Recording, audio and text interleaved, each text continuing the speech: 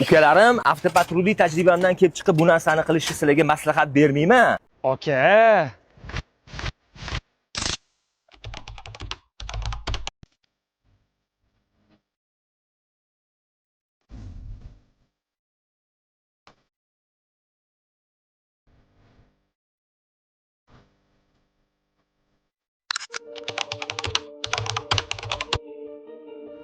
Ko'p muhokamaga sabab bo'lgan, ya'ni bitta ballonni yechib olib tashlab, 3 ta ballonda harakatlanish o'zi aslida qanaqa bo'ladi?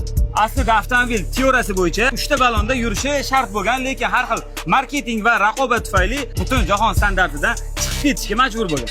Bunga misol 1975-yilda ishlab chiqarilgan Citroen avtomobili 3 ta ballonda bemalol harakatlangan. Tushunishingiz uchun yarim asr oldin buni fransuz olimlari o'ylab topib sinab ko'rgan. Biz endi GM avtomobillarini sinab ko'ryapmiz. Qo'y baraka topkurlar, Damas'ning 12 razmerli shinasi o'rniga 15 taqish mumkin emasmi? Demak, avtomashinalarni 3 ta g'ildirakda harakatlantirish ham qonunga zid hisoblanadi. Bu videoni biz servis hududida o'tkazdik.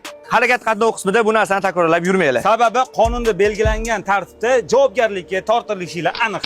Xuddi sanga o'xshab. Qisqa qilib aytganda, o'zingizni asrang va hamisha salomat bo'ling.